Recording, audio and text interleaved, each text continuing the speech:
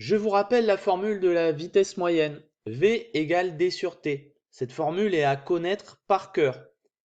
Bon, on peut s'en souvenir, hein, comme je vous avais dit, avec l'unité de vitesse la plus couramment utilisée, les kilomètres par heure.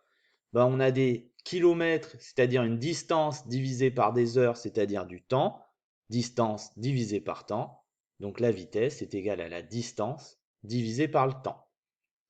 Dans les exercices, ben on peut vous demander la vitesse en vous donnant la distance et le temps, mais on peut aussi vous demander de calculer la distance si on connaît le temps et la vitesse. Et également, on peut vous demander le temps si on connaît la distance et la vitesse. Alors pour cela, on a deux autres formules. Ben on a la formule du temps qui est égale à d sur v. Si on regarde, ben on a inversé, hein, le t et le v ont juste changé de place.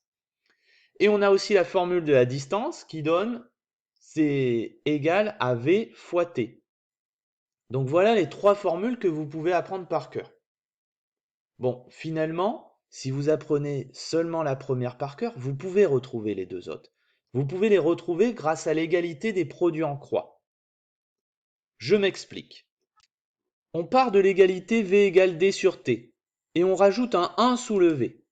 Alors, ça ne change pas l'égalité, hein. V divisé par 1, c'est égal à V, hein. Donc on a bien toujours V égale D sur T, V sur 1 égale D sur T, c'est pareil.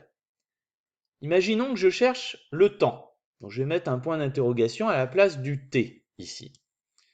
Si je cherche la formule du temps, T égale combien par rapport à la vitesse et à la distance, eh bien, je peux appliquer ma formule des produits en croix. C'est-à-dire que le temps est égal, ben je multiplie les termes qui sont en diagonale, c'est-à-dire c'est égal à 1 fois d divisé par v.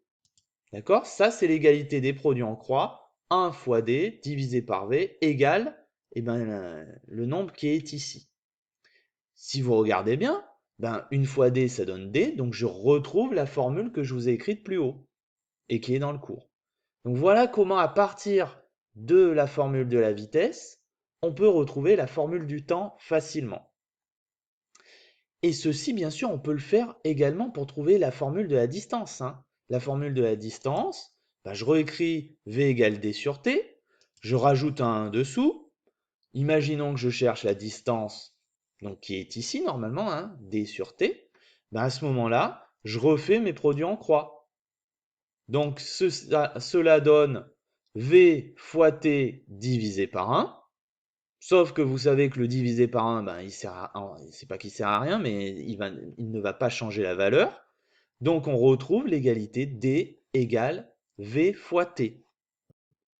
Donc voilà comment on peut retrouver les deux autres formules, la formule du temps et la formule de la distance, à partir de la formule v égale d sur t.